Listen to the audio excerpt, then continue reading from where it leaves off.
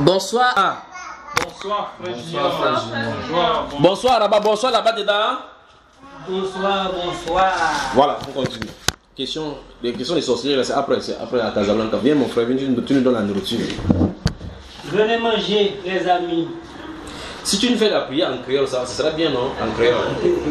Vous n'allez pas comprendre, il faut que vous soyez. On va dire Amen parce qu'on croit en toi. Que vous soyez dit. En créole, parce qu'il aimerait t'entendre parler en live. Donc dès qu'on finit là, les enfants partent. Donc ça c'est la place de mon frère. Viens t'asseoir ici. Voilà. Viens mon frère. Madame. Tu me refais. Tu me rejettes. C'est celui qui me rejette, je rejette celui qui m'a envoyé. Je peux pas rejeter. Excusez-moi. Laisse le bébé Blanchette. Est-ce que vous connaissez le cantique qui dit à nous nourrir de toi? À nous nourrir de toi. Au sauveur adorable. Je ne vous connaissez pas. On ne connaît pas frère, c'est en créole là. Non, français. Ah, ok. Ah, le frère veut quand Oui. Il faut qu'il donne même quelque chose de 15 minutes en créole seulement. Toi tu sais déjà parler créole. C'est comme si le français qu'on a biaisé, n'est-ce pas? Le français c'est mélangé avec quoi? Avec le patois. Avec les langues là-bas. En Martinique aussi il y a ça. C'est la langue des Antilles. À toi la gloire, ô ressuscité. À toi la victoire, à toi la victoire, Pour l'éternité. disons à toi la gloire. À toi la gloire, ô ressuscité. À toi la victoire, À toi la victoire, pour l'éternité. Brillant de lumière, l'ange est descendu. Il roule la pierre du tombeau vaincu. Seigneur de gloire, tout est racheté. chante ta victoire, Chante ta victoire pour l'éternité. Nous allons partager sur le même sujet, la continuité. On a vu que les méchants règnent, les méchants triomphent. Des fois, nous jeûnons, nous prions, nous sommes malades, et on impose les mains à quelqu'un, la personne guérit pendant que la maladie vit en nous. Des fois, c'est celui qui n'a pas du boulot, qui n'a pas du travail, qui prie pour quelqu'un qui a trouvé du travail. Des fois, c'est même pas quelqu'un qui est même enraciné dans le Seigneur. On se pose la question. Quelle question? Pourquoi? Et nous avons compris que c'est que le Seigneur a un but. Parce que nous sommes différents des autres. Nous avons un autre trajet. Nous sommes pèlerins, nous sommes en train de passer. Donc nous n'avons pas la même destination. Ce qui voudra dire que le Seigneur sait que nous n'aurons pas non plus le même mode de vie. Nous n'avons pas la même pensée, nous n'avons pas la même vision des choses. Nous avons parlé sur un trajet que le monde donne. Le monde donne un trajet de on grandit. Avant de mourir, il y a certaines choses qu'il faut faire. Si on ne les fait pas, c'est que c'est de l'échec. Or, ça ne doit pas être pour nous le cas parce que notre vie n'est pas entre nos mains. et c'est le Seigneur lui-même qui a tracé les plans de notre vie. Et qui fait que nous ne sommes pas censés regarder sur ce que l'autre a. Comme on avait vu, une promotion de médecin généraliste, par la suite, lui sera cardiologue, lui sera rhumatologue, lui sera pneumologue, mais tout le monde ne peut pas faire la même chose et chacun, le Seigneur donne à chacun selon ce qu'il peut vivre. Et je suis certain, en vérité, s'il y a telle ou telle personne, si le Seigneur lui accorde une voiture, c'est fini, il va chuter. Parce qu'il n'est pas encore prêt pour cela. Si le Seigneur, même en matière de dons spirituels aussi, pas seulement les choses physiques, hein, donc c'est pour ça qu'il dit dans le Coran, dans 1 Corinthiens le chapitre, et le chapitre 13, lorsqu'il finit de parler des dons, dans 1 Corinthiens le chapitre 12, le dernier verset, qu'est-ce qu'il dit? Il dit aspirez aux dons spirituels, mais je vais vous montrer une voie excellente. Et cette voie excellente, c'est la voie de l'amour qu'il montre dans 1 Corinthiens le chapitre 13. C'est-à-dire, si on n'a pas un dépôt, si on n'a pas l'amour dans le cœur, on peut avoir tous les dons possibles, mais cela ne sert absolument à rien. Donc, qui veut dire que si nous sommes des pèlerins et les choses de la terre, nous ne pouvons pas nous y attacher, en quoi est-ce que nous devons nous appuyer? Qu'est-ce qui est pour nous bénédiction? Donc, c'est ce que nous aimerions voir ce matin. C'est alors Seigneur, dans toute cette situation, quelles sont mes bénédictions?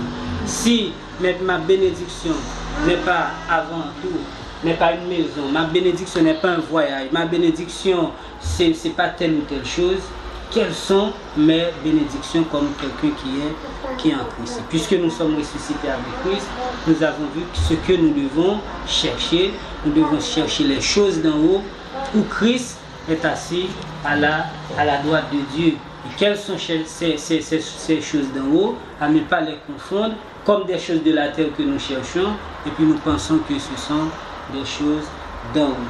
Éphésiens le chapitre 1er, nous allons voir quelques bénédictions que nous avons dans le Seigneur Jésus-Christ et ce sont des bénédictions incomparables. Ce sont des bénédictions qui ont précédé le monde. Avant que le monde n'existât, donc ces bénédictions ont été pour nous afin que nous puissions les jouir en abondance.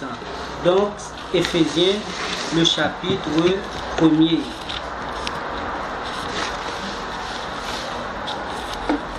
Quelqu'un nous lit les versets 3 jusqu'au verset 14. Éphésiens chapitre 1 du verset 3 au verset 14, c'est ça? Oui. Béni soit le Dieu et Père de notre...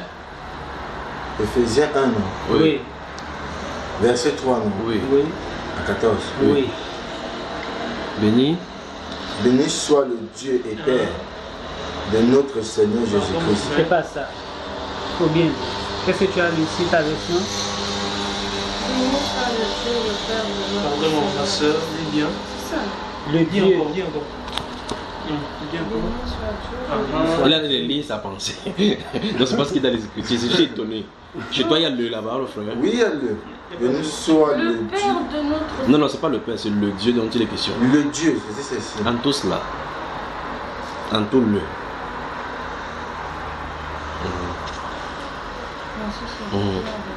Lis donc, la frère. Béni soit le Dieu et Père de notre Seigneur Jésus-Christ, qui nous a bénis de toute bénédiction spirituelle dans les lieux célestes en Christ. En lui, Dieu nous a élus avant la fondation du monde, pour que nous soyons saints et irréprochables devant lui. Il nous a prédestinés dans son amour à être ses enfants d'adoption par Jésus-Christ, selon le bon plaisir de sa volonté, pour célébrer la gloire de sa grâce dont il nous a favorisés dans le bien-aimé. En lui, nous avons la rédemption par son sang, le pardon des péchés selon la richesse de sa grâce, que Dieu a répandu abondamment sur nous par toute espèce de sagesse et d'intelligence. Il nous a fait connaître le mystère de sa volonté selon le bienveillant destin qu'il a formé en lui-même pour le mettre en exécution lorsque les temps seraient accomplis, de réunir toutes choses en Christ, celles qui sont dans les cieux et celles qui sont sur la terre. En lui, nous sommes aussi devenus héritiers, ayant été prédestinés suivant le plan de celui qui opère toutes choses d'après le conseil de sa volonté, afin que nous servions à célébrer sa gloire. Nous qui d'avance avons espéré en Christ, en lui, vous aussi, après avoir entendu la parole de la vérité, l'évangile de votre salut, en lui, vous avez cru et vous avez été scellés du Saint-Esprit qui avait été promis, lequel est un gage de notre héritage pour la rédemption de ce que Dieu s'est acquis pour célébrer sa gloire. Amen. Amen. Amen. Alors nous parlons de les lieux célestes. On va rentrer dans les détails des lieux célestes, parce que quand on dit les lieux célestes, ça veut dire beaucoup de choses. Et parce qu'il y a des esprits méchants aussi. Mais là, on parle des lieux célestes en Christ. En Christ. Donc, qui est une catégorie bien spéciale et nous sommes bénis en Christ de toutes les bénédictions. Et d'ailleurs, il dit béni soit Dieu. Une chose qui a manqué l'attention quand on parle de bénédiction spirituelle que nous avons, il pouvait dire béni soit Dieu, le Créateur. Parce que ce ne serait pas faux. Parce que Dieu est le Créateur du monde. Il pouvait dire et béni soit Dieu qui a formé Adam et Ève. Mais on nous présente Dieu étant que le Père de notre Seigneur Jésus-Christ. Donc si on parle de bénédiction spirituelle, nous sommes en train de parler de bénédictions qui sont adressées à ceux qui ont Jésus-Christ qui connaissent Jésus-Christ étant que leur Seigneur.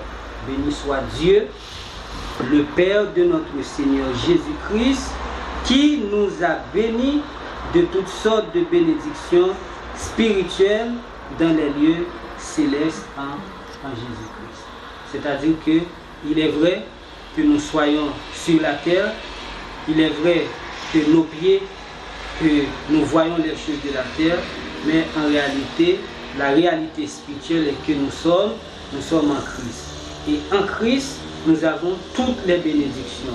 Tout ce que Christ possède, puisque nous sommes en lui, nous jouissons de toutes les bénédictions, de notre Seigneur Jésus-Christ. Et lorsqu'on va commencer à comparer cela avec les choses de la vie, les choses de ce monde dont certaines fois nous sommes privés, nous reconnaissons que nous avons le grand privilège d'avoir reconnu le Seigneur Jésus-Christ comme Seigneur. Non pas parce que cela dépendait de notre volonté avant tout, mais c'est parce que lui d'abord, il a fait le premier pas, il nous a attirés. Une des bénédictions que nous avons, c'est que en lui, nous sommes élus avant la fondation du monde. Ça, c'est une bénédiction sans pareil. En lui, nous sommes bénis avant que le monde existât.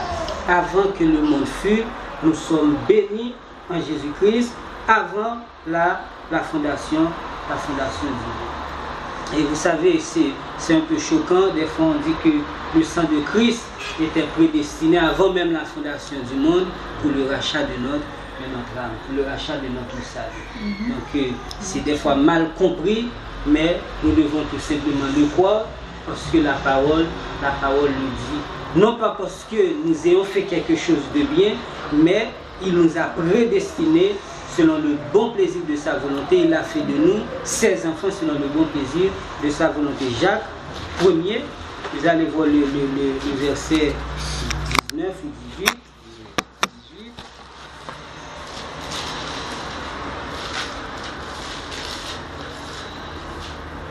Il nous a engendrés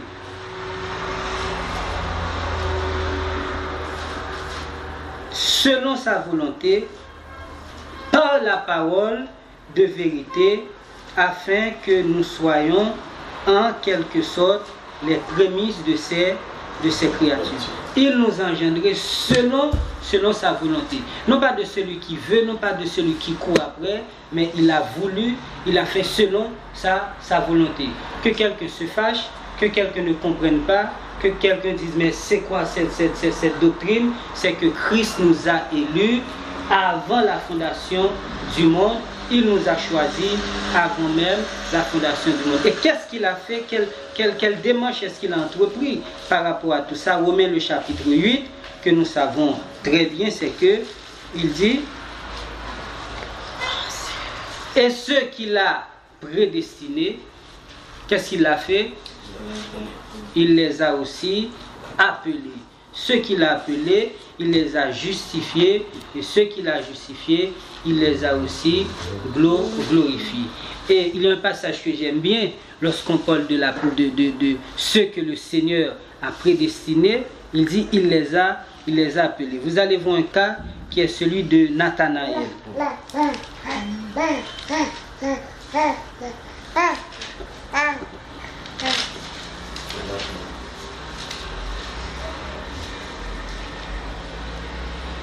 Le cas de Nathanaël, lorsque Jésus-Christ va appeler Nathanaël qui était sous un figuier, et je crois.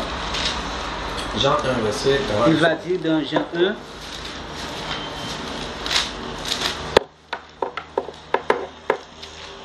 Jean 1, le verset, on peut lire à partir du verset 43 surtout. Le lendemain, Jésus voulut se rendre en Galilée et il rencontra Philippe. Il dit, suis-moi. Philippe était à Bethsaïda, de la ville d'André et de Pierre.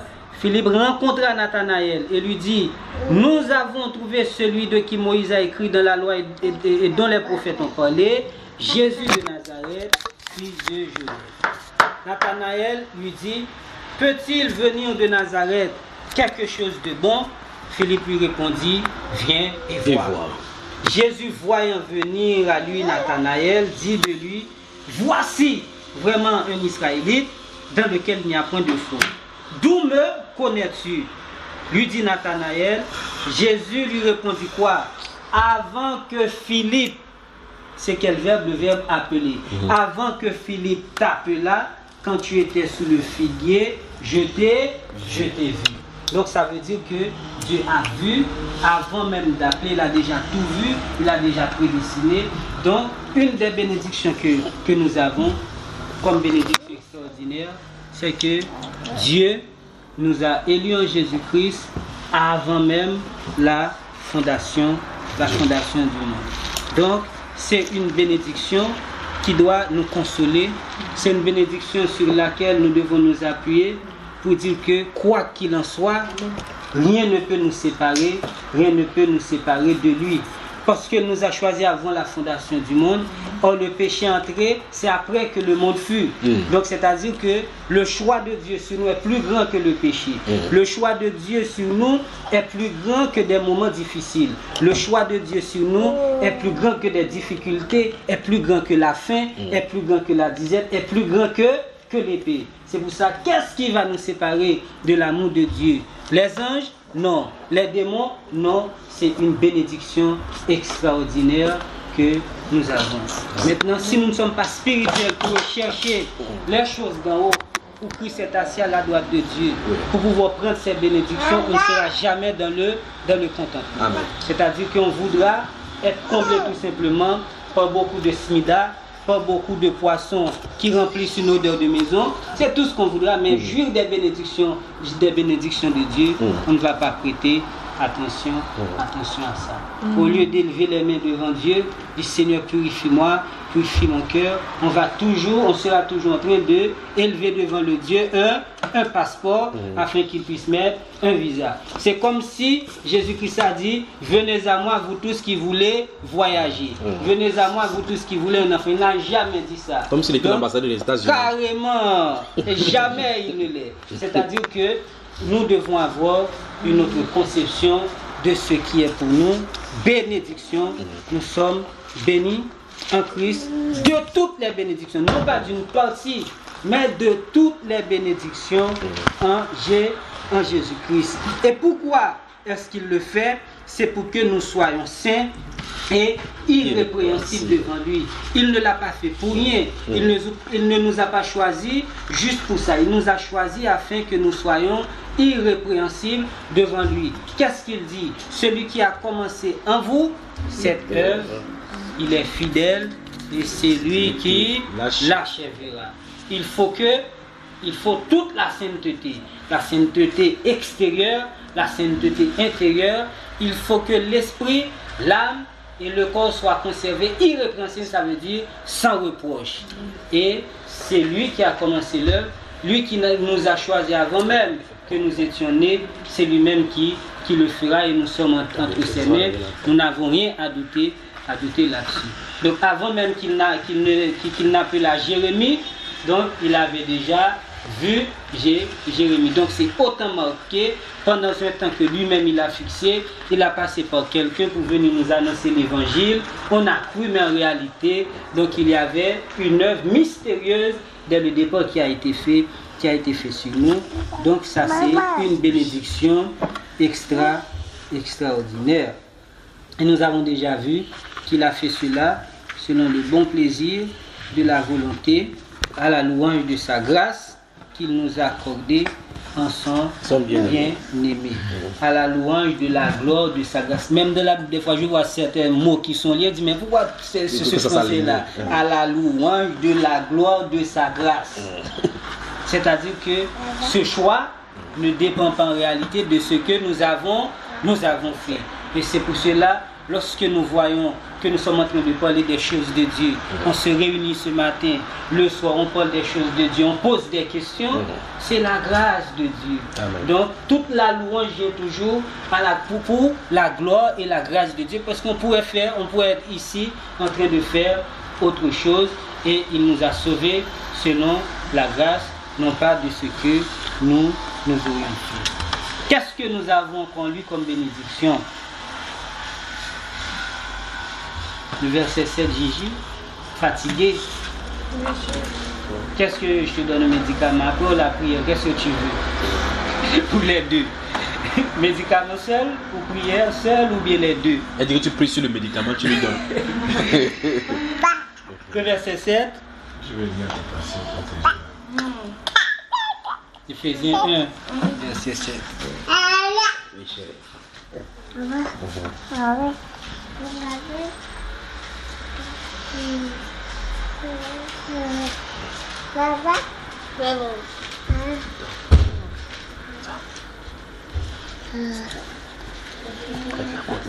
Oui. Oui, nous avons la rédemption. Elle pourra lire à haute voix plus que ça. Sa bouche n'a pas besoin de lunettes, n'est-ce pas, frère?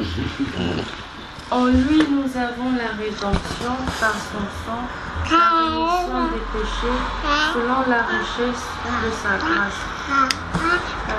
Amen. Donc, nous avons la rédemption par son sang, la rémission des péchés, encore selon la richesse de sa grâce. Donc, et ce sont des mots, et ce qui me plaît, c'est que je dis que le chrétien a même son vocabulaire. Nous avons notre dictionnaire, nous avons beaucoup de mots. Rédemption, rémission, quoi d'autre? Expiation. Quel autre mot que nous avons? Sanctification. Quoi d'autre? Propitiation.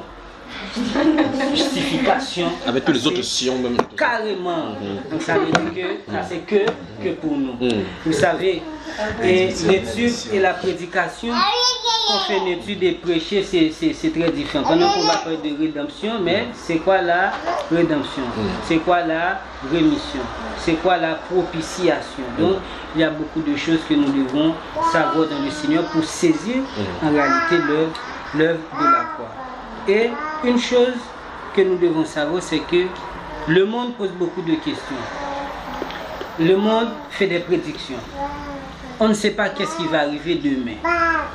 Quand je parle demain, je ne parle pas du lundi, demain lundi. Mais l'orientation que le monde prend, est-ce que nous savons où va le monde? C'est une grande question que je pose. Est-ce qu'on sait l'histoire où le monde va terminer? Si on est chrétien, on doit savoir. Absolument. Si on ne sait pas, il y a un problème. Parce qu'il faut que nous sommes en mesure de mettre quelque chose, dire voilà où le monde va, voilà ce qui va se passer après le retour de Jésus-Christ, voilà. Donc nous avons la finalité et c'est le Seigneur qui nous a donné tout ça.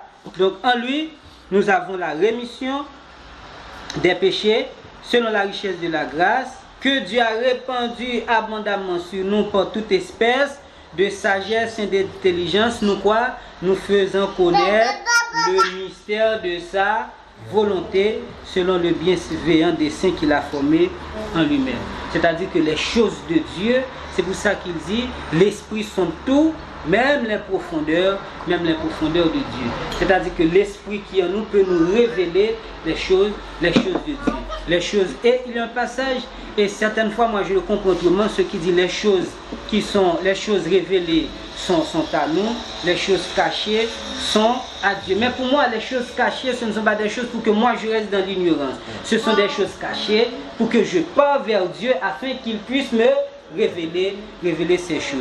Donc pour dire il y a certaines choses on ne peut pas répondre, dire ce sont des choses cachées, laisse ça. Non, c'est caché, je vais saisir par l'esprit la profondeur afin que je puisse saisir le mystère de Dieu, qu'est-ce que Dieu a, quelle est la volonté de Dieu par rapport à ça. Donc c'est pour dire que, et pour le mettre à exécution, lorsque les temps seraient accomplis de réunir toutes choses en Christ, celles qui sont dans les cieux et celles qui sont sur la terre. Vous savez, l'héritage pour les Juifs a beaucoup de valeur. C'est maintenant que les parents, en réalité, les parents disent maintenant, ah, on vous a donné l'éducation, on a fait ce qu'il fallait pour vous. Donc dès que les parents avaient mis à l'école, maintenant on vous a donné l'éducation, on a fait ce qu'il faut. Mais pour les Juifs, l'héritage, le Juif ne voudra pas mourir sans ne pas laisser des bœufs, des vaches, des boucs pour ses enfants. Et même question de droit d'héritage a causé beaucoup de problèmes. Les femmes qui n'avaient pas d'héritage, ils sont allés vers Dieu. Absolument. Dieu leur a dit, c'est-à-dire que l'héritage a beaucoup de valeur pour les Juifs. Et ce que Dieu a fait dans sa grâce, c'est qu'il dit que nous sommes, comme bénédiction encore, nous sommes co-héritiers avec Dieu. C'est-à-dire que même si nous ne possédons rien avec Christ, merci, même si nous ne possédons rien sur la terre, mais la sainte vocation que nous avons, l'espérance vivante que nous avons, nous donne de comprendre que nous sommes co-héritiers avec Dieu, avec Christ. Donc c'est-à-dire que nous héritons de tout ce que Christ possède. Donc c'est-à-dire que ça c'est une bénédiction extraordinaire, une bénédiction sans pareil. Mais si nos regards se tendent seulement vers les choses de la terre, nous ne verrons pas ce que nous avons. Et nous sommes très prompts à ça étant qu'hommes. Très souvent on voit ce qu'on n'a pas, mais on ne voit pas ce qu'on a. Et c'est pour ça que je dis que cette fenêtre qui sont là, donc le Seigneur nous a mis là, ça, les fenêtres s'appellent comment, frère Junior? La porte, la fenêtre ouverte sur la grâce. Fenêtre ouverte sur la grâce, fenêtre de la reconnaissance. Pendant que je suis là, j'ai en train de me plaindre, là, j'ai pas ça, chérie, qu'est-ce qu'on va faire? Je fais un coup d'œil, le Seigneur me dit tais-toi. Parce que ce qui est en face là, c'est autre chose. Donc je suis obligé de te taire et dire Seigneur merci. Donc ça veut dire que très souvent, on voit ce qu'on n'a pas, mais ce qu'on a, on le néglige. Puisqu'on n'a pas telle chose, on oublie toutes les bénédictions que nous avons. Donc c'était pour nous partager que nous avons beaucoup de bénédictions spirituelles. Le fait que le Seigneur nous a choisis avant la fondation du monde, c'est une grande bénédiction. La rédemption de nos âmes, la rémission de nos péchés. Dieu qui est grand, qui nous a révélé le dessein de sa volonté, ce sont pour nous des bénédictions. Être co-héritier avec Christ, ce sont des bénédictions. En lui, le verset 13, vous aussi, après avoir entendu la parole de la vérité, l'évangile de votre salut, en lui vous avez cru et vous avez été scellés du Saint-Esprit qui avait été promis. Voilà une autre bénédiction, le fait que nous avons le Saint-Esprit en nous. Il n'a pas dit que, non pas le Saint-Esprit qui nous couvre, non pas le Saint-Esprit qui est sur nous pendant un certain temps, mais le Saint-Esprit qui nous a scellés. Ça veut dire que cette affaire de lorsque quelqu'un trébuche, le Saint-Esprit l'a quitté. Moi je me demande, le Saint-Esprit l'a quitté, il part où? Moi je n'ai pas de problème quand quelqu'un dit le Saint-Esprit a quitté quelqu'un, mais il doit me dire où est-ce qu'il est parti. Est-ce que lorsque je suis en conformité de la parole, j'ai le Saint-Esprit? Quand je tombe, je n'ai plus le Saint-Esprit, il est parti. Est-ce qu'après il revient? Donc le Saint-Esprit devient même comme un ballon.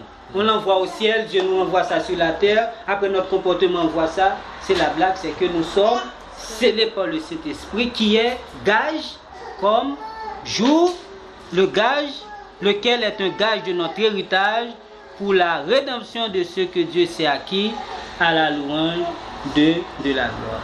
Bien sûr, bénédiction, le Saint-Esprit est une grande bénédiction pour nous, donc que nous devons être entretenus par lui, ne pas l'attrister, ne pas l'éteindre. Il ne faut pas voir l'éteindre dans le sens quelque chose qui n'existe plus, mais être en vie, être en flamme, donc ne pas l'éteindre, mais c'est une bénédiction que nous ayons l'Esprit de Dieu qui nous habite. Donc c'est-à-dire que je voulais nous partager quelques de ces bénédictions. Il y a beaucoup d'autres passages qu'on pourrait prendre, quelques grandes bénédictions que nous avons. Donc devant les difficultés de la vie, devant les épreuves, donc il y a sur quoi nous reposer.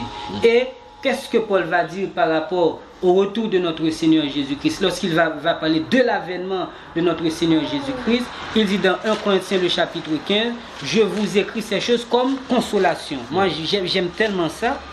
1 Corinthiens chapitre 15. Verset. Oui. Romains chapitre 15, principalement, il parle de cela là-bas. Les paroles des Écritures, que dans la constellation que dans les Écritures. Non, c'est un passage, Romains 15, on va voir. Oui. Les consolations que dans les Écritures. C'est ça? C'est-à-dire c'est la résurrection. Il va dire, je vous écris ces choses pour votre consolation. Pour votre consolation. Pour votre consolation. Romains chapitre 15. Tu as vu ça? Romains 15. Romains 15, verset 4. Non, c'est pas ce que je parle non pas les Écritures de manière générale, mais il y a un aspect particulier que nous avons dans les Écritures. Donc, est-ce que c'est pas un Thessalonicien aussi qui parle de la résurrection? Un Thessaloniciens chapitre 4. Un Thessalonicien, on va voir. Ok. On dit cela afin que les gens soient consolés. Voilà. Il faut qu'on trouve ça, les amis. Il faut qu'on trouve ça.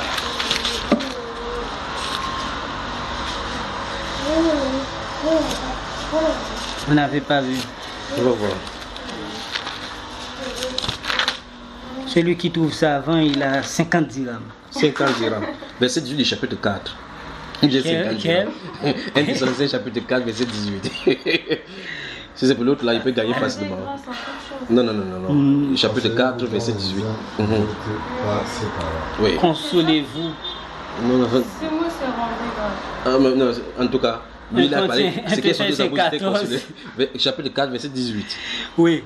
Alors, la venue du Seigneur, il dit au verset 16, pour aller au verset 18, oui. Il dit quand le Seigneur lui-même, un signal donné, à la voix d'un archange et au son de la trompette de Dieu, descendra du ciel et les morts en Christ ressusciteront premièrement. Ensuite, nous les vivants qui sont restés, nous serons tous ensemble enlevés avec eux sur des nuées à la rencontre de notre Seigneur Jésus-Christ dans les airs. Ainsi, nous serons toujours avec lui. Il dit, consolez-vous donc les uns les autres par ces paroles. Voilà une parole de consolation. Et si nous n'avons pas le retour de Christ, si nous n'avons pas l'avènement de notre Seigneur Jésus-Christ, dans certaines difficultés pour savoir que nous avons une espérance plus grande, on va chercher la consolation ailleurs. Donc, et je suis sûr que des moments que nous traversons, l'espérance vivante que nous avons, nous renouveler avec ça, peut nous consoler. Eh bien, ok, c'est la vie, nous sommes des pèlerins.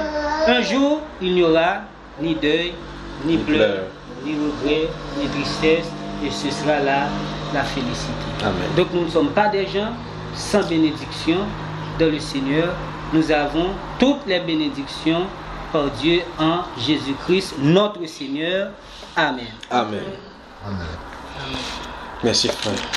Est-ce que tu peux me donner un résumé de ça en créole pour nos bien-aimés de la Martinique et tous ceux-là, le frère Jean-Yves, tous les autres sœurs-là, Christiane, Angèle, qui sont en Martinique, qui aimeraient écouter également l'évangile chez eux, c'est Bamba Iba. En résumé. Alors, en résumé, bien-aimé, nous t'ai parlé de méchants qui prospéraient, gens qui pas servi bon Dieu bien, qui gagnent l'argent. Et pendant que ça arrive, nous-mêmes nous servi bon Dieu, puis bagaille difficile pour nous en pile. Et nous poser une grande question, nous demander pour qui ça? Pour qui ça c'est nous? Pour qui ça c'est nous comme ça? Pour qui ça c'est nous pas gain opportunité? Pour qui ça c'est nous qui pas gain moyens? Pour qui ça c'est nous qui a vécu mal? Et nous comptons même reprocher bon Dieu. Et bon Dieu tant des paroles nous, ça nous dit et ça attristé que bon Dieu. Parce que le Seigneur écoute ce que nous disons et ça touche son cœur, ça attriste son cœur. Donc après nous venons comprendre que l'évangile qui a prêché actuellement, qui c'est l'évangile de prospérité qui t'a fait nous comprendre que toute bagaille nette c'est sous la terre. Donc nous comprenons que nous-mêmes qui ressuscitons avec Christ en haut, nous devons chercher bagaille qui en haut dans le ciel là, côté Christ, Chita, à droite bon Dieu. Donc ça veut dire nous pas monde qui sont bénédiction et nous lit Éphésiens le chapitre 1er, nous voyons que nous plein avec bénédiction, que bon Dieu qui dans le ciel là, il bénit nous en Jésus-Christ. Comme bénédiction, c'est que il choisit nous avant la fondation, avant le monde qui est fondé. Comme bénédiction, il nous rédemption, il nous rémission péché nous. Comme rédemption et comme bénédiction, il nous l'esprit bon Dieu qui habite en nous. Non pas l'esprit qui est allé, qui peut aller, qui retourne, qui vient, mais l'esprit bon Dieu qui se gage comme jour de rédemption. Nous, côté que le Seigneur va transformer comme ça que nous gagnons, comme méprisable ça, comme péché ça, en corps de gloire. Et nous comprenons que une bagage qui a consolé nous devant épreuve de la vie, devant difficulté, devant ça n'a traversé, c'est réviser, remémorer toute bénédiction ça que nous gagnons dans Dieu pour nous capables de joindre consolation qu'il faut. Donc que ces paroles fassent chair dans notre vie. Il faut que quand nous écoutons, il faut que la parole fasse chair en nous, que la parole fasse un seul avec nous. Donc que Dieu nous donne de renouveler sa grâce en nous, de comprendre que sa grâce c'est bénédiction pour nous se renouvelle chaque matin que nous sommes entre ses mains à la louange de la gloire de sa grâce en Jésus. Merci frère pour cette briefing en créole. Mais j'aimerais que tu t'adresses au peuple là des créoles, que ce soit en Haïti, en l'île de la Réunion, ou bien en Martinique, ou bien en Guadeloupe. Ceux-là qui croient que c'est à côté des sirènes des eaux, ou bien aux traditions des eaux qu'on peut aller pour trouver la consolation. J'aimerais que tu le dises clairement en leur adressant la parole par Jésus-Christ notre Seigneur. Alors par Jésus-Christ notre Seigneur, et pour nous comprendre, nous connaissons l'histoire nous bien, nous connaissons que nous sortis de l'Afrique.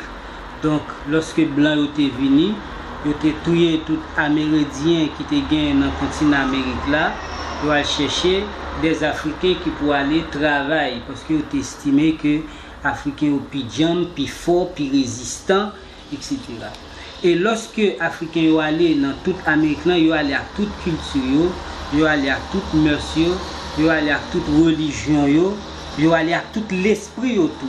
Donc ça veut dire qu'ils ont traversé avec tout leur esprit. Donc tout ça qu'on a observé, tout Dieu, ils ont gagné, ils sont allés ensemble avec Dieu. Donc qui fait que il y a quelques bagailles que nous gardons. En plus des esprits qu'il y avait déjà, donc dans l'Amérique, donc nous venons renforcer encore qui fait que le niveau vaudou très très fort donc dans tout le continent américain, que ce soit Brésil, que ce soit Haïti, que ce soit Jamaïque, que ce soit Cuba, etc. Et d'ailleurs, on dit en Haïti, il n'y a pas de neutralité, soit que tu es vaudouisant enraciné ou bien tu es chrétien enraciné. Donc il n'y a pas de neutralité parce que c'est son réalité. Donc ça veut dire que consolation que nous gagnons, c'est consolation en Seigneur Jésus-Christ parce que un temps ou l'autre, toute bagaille va passer. Parce que même sirène des eaux, que ce soit non que l'Italien, qu'il t'a les Legba, qu'il t'a les Dambala, qu'il t'a les Ogouferraille, n'importe qui non, qu'il t'a les Simbi Nandlo, Simbi Gérouge, Ezili, qu'il t'a les Maman Sirène, Manouata, peu importe, un jour, tout l'esprit ça pour eux, mettez à genoux devant Dieu pour accepter, pour confesser, et ils fait déjà. Et mais ça est pour les plus palpable, pour être capable de comprendre que c'est Jésus-Christ qui est Seigneur et c'est Jésus-Christ qui est Sauveur et Maître après lui-même, pas de l'autre. Donc tout le monde capte pour la vérité ça, qui peut la vie à Seigneur Jésus-Christ et que parole ça saisit que nous et pour que parole ça fait mon yo venir à Christ par la parole de la vérité bien sûr. Donc parole l'homme pas qu'à faire li, parole humaine pas qu'à faire li, parole mensonger pas qu'à faire tout, c'est la parole de la vérité. Et là, si je veux rapidement toucher la question de la réalité de la nouvelle naissance, qui est pour moi une confusion, pour penser que c'est lorsque quelqu'un est baptisé dans l'eau, et c'est ça la nouvelle naissance. Or la nouvelle naissance, l'eau, après Jean le chapitre 3, c'est l'eau de Jean le chapitre 4, qui est l'eau de la parole, de la vérité. C'est cette eau qui nous engendre, qui nous fait devenir enfants de Dieu selon sa volonté, par la parole de la vérité. Donc l'eau qui est dans Jean le chapitre 3 est symbole de la parole. D'ailleurs, la nouvelle naissance c'est quelque chose spirituel, ça se fait avec des choses spirituelles. Ça veut dire qu'il n'y a pas l'eau matérielle comme ça qui peut donner la nouvelle naissance à quelqu'un. Donc c'est l'eau d'en haut, l'eau de la parole qui fait venir et des gens qui transforment des gens comme enfants du Seigneur. Donc ça veut dire que c'est clair donc, que nous sommes les enfants de Dieu. Il nous a engendrés selon le bon plaisir de sa volonté par la parole de la vérité pour être à la louange de la gloire de sa grâce, non pas la louange donc des esprits qui ne confessent pas Jésus-Christ. Amen. Alors c'est dit. Est-ce qu'on peut incliner la tête maintenant? On incline la tête pour notre Seigneur. Tendre Père, merci pour ces moments merveilleux. Merci Dieu de gloire pour le partage que tu nous as accordé, pour ce pain que tu as voulu que nous mangions maintenant. Merci au Père de gloire, la source par laquelle tu es passé pour bénir nos âmes et bénir pour tous ceux dont-là qui écouteront par la suite. Seigneur, nous rendons grâce à ton Saint-Nom et nous prions au Dieu de gloire que ta bénédiction demeure sur cette maison-ci et sur ton serviteur. Nous prions Dieu de gloire que tu aies toujours un regard favorable et que tu inclines tes regards toujours dans leur famille. Je prie au Père de gloire que jamais rien ne manque à leur direction. Père de gloire, je prie au Père de gloire que tu ouvres toujours les écrits de ceux sur eux. Et lorsqu'ils élèvent les voix vers toi, Père, que tu sois prompt à exaucer leurs prières. Je prie par-dessus toutes ces choses, Père de gloire, que l'amour de ton Saint-Nom grandisse toujours dans leur cœur et qu'à jamais, Père de gloire, à jamais, l'ennemi ne vienne les faire bouger à cette position.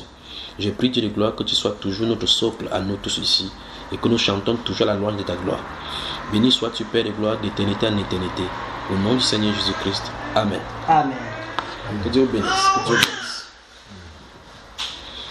Une grande pause